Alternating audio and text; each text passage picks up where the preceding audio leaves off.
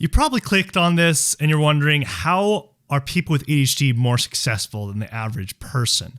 How is that possible? Because I fail all the time, you're probably thinking. Well, I'm going to talk about that, why it is, right after this intro. Welcome back to My Optimal Mind.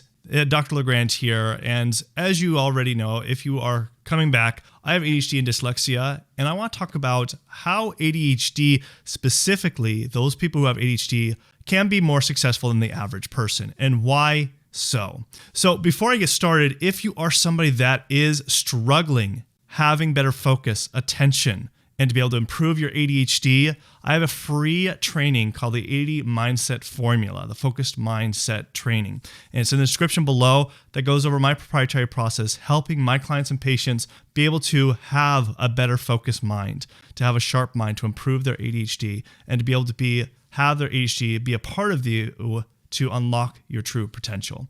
So like I said, that's in the description below. So let's dive in. Why people with ADHD can be more successful than the average person. Or let's put it this way. I really, in my opinion, think that ADHD people are more successful in history. So let's just talk about several different people in history that have become really successful, who do have ADHD. If we look at athletes like Michael Phelps, okay, we also look at, singers like Adam Levine from Maroon 5. Also, even Justin Timberlake has mentioned that he has ADHD. There's a lot of people in the songwriting industry, in the music industry, in the acting industry, the comedian industry. The list could go on. And you could just look it up as far as how many people with ADHD have that. Because they have this one set mindset focus, because they find and tone down what their actual gift is, and they focus on that. They don't worry about all the other things that they aren't good at, and they focus on that one thing. There's also a lot of people in the entrepreneurship. If you can even think about like Gary Vee, if you know Gary Vee, he's mentioned a little bit that he has ADHD, and you could see why. But he's very successful at what he does. There's also the founder of JetBlue. He also mentioned that he has ADHD. JetBlue is one of the biggest airline. I think it's actually the biggest, one of the biggest. I can't remember. Don't quote me on that if I can't remember. I know it's not Boeing. But JetBlue, I know, is really definitely one of the bigger airlines. And so he has contributed that his ADHD is actually, he wouldn't take it back because he contributes his success because of that. And there are several other people. I know Charles Schwab, who has one of the largest brokerage firms out there, and he also has ADHD.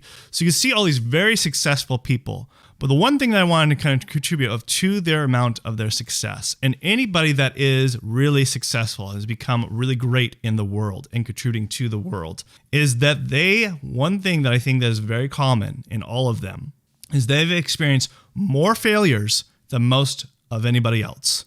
Think about that for a minute. They've experienced more failures than anybody else. The reason being is people do not become great without multiple failures. You think about Thomas Edison, the thousands, I can't remember the number of many times he had to find the right light bulb before he actually found it. If he gave up on the 10th, 50th, 70th, 100th, even the 1000th time, he would never have been able to invent the light bulb. Okay. Anybody that has become successful, ultimately successful in life, is they've had multiple failures. They've embraced failure, because failure should not look as something that is a lose. You should look at it as both as wins. Both your wins and failures should be both wins. Why? Because there's a lesson to be learned when you do fail. I know in my life, there's no way I would be able to get to where I am today without failure. I failed a lot in college, and medical school was really difficult. And throughout my life, and even still today, I still deal with different failures.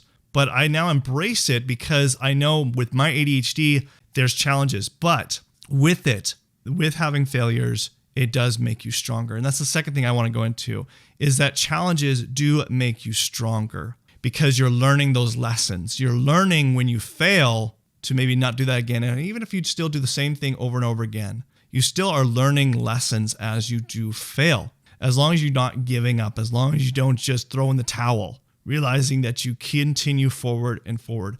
And the reason why I say people with ADHD can be more successful than the average person is because us people with ADHD, we deal with failure all the time on a day-to-day basis. This is why you see a lot of entrepreneurs, very successful athletes, and also, musicians, actors that have ADHD, because they've experienced lots of failure and they embraced it. and they honed down to what their gift was. They didn't worry about all the other people of all the other things that they could do, of the other things that they couldn't do. But they focused on what their one gift was, or maybe the two gifts that they had, and really focused on that and became great. Okay. And that really leads into my third thing, is that people with ADHD, even though we deal with challenges all the time and we're not good at a lot of things, we're not very good at organization. We're not good at, time management. We're not very good at, keeping on task. We're not very good at sometimes emotional skills.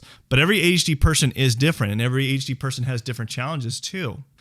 But the benefit of that, and you probably have never realized this, is the benefit is it really narrows down what your gifts are.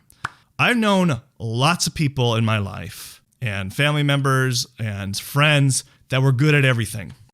No matter what they did, they're really good at it. You want to know where they're at today? They still don't know what they're passionate about. They still don't know what they want to do in life because they're good at everything, but they haven't experienced failure. They haven't learned lessons, and they don't know what they want in life. So with someone with ADHD, it really narrows down what you're good at, and you find out what that is, and you really focus on that and channel it. And don't worry about asking for help. That's what I do. That's what everybody with ADHD should be asking for help. So things that you can't do. So maybe you're not very good at keeping time management. Eventually have someone who hire assistant that keeps you on time, or using software. There's lots of software that helps us these days. People 50 years ago that was dealing with ADHD, they didn't have all these great tools that we do have today. But also, being organized, maybe that's not your skill. Okay, have someone else help you to be more organized, or using software and tools that could keep you more organized. But maybe your gift is in sales. Maybe your gift is being really creative for your business. And I ultimately think everybody with ADHD should be running their own business, in my opinion.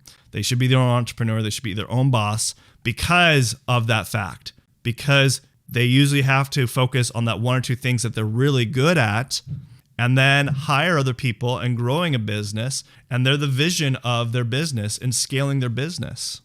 So you have to look at ADHD that way. That's why, in my opinion, people with ADHD tend to be way more successful than the average person, as long as you allow it to. Stop using this block and saying, oh, I can't do this, I can't do this, I can't do this, I'm not good at this, I'm not good at this. Stop focusing on that. Focus on the one thing that you are good at. And if you don't know what that is, start testing things, start experimenting with things.